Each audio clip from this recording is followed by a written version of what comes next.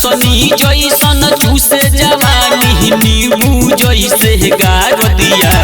दिक्कत बड़ा हुआ रे जब दिक्कत बड़ा हुआ रे जब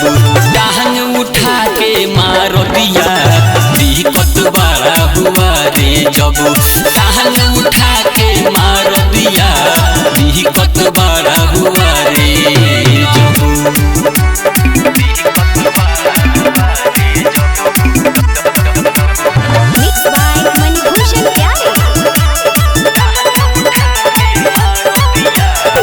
बाहरा से नहिरा वैले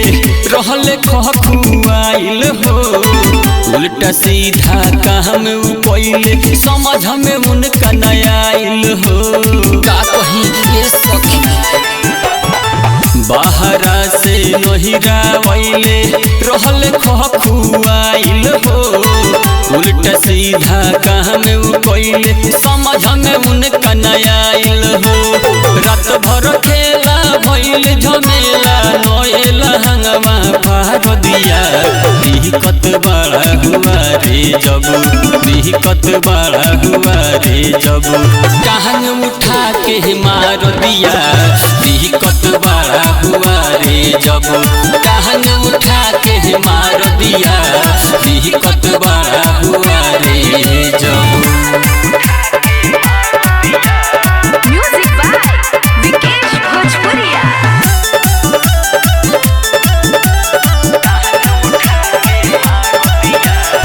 उठल बैठल काल भइल मोर सगरो टूटे बदन हो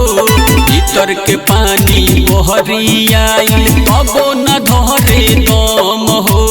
साफा बकलोले बताओ उठल बैठल काल भइल मोर सगरो टूटे बदन हो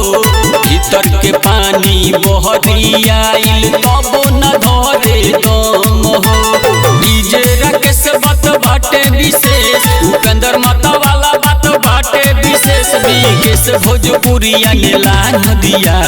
दिक्कत बड़ा हुआ रे जब टांग उठा के मार दिया दिक्कत बड़ा हुआ रे जब टांग उठा के मार दिया दिक्कत बड़ा हुआ रे जब ऐसन मरद कोई के ना मिले सखी।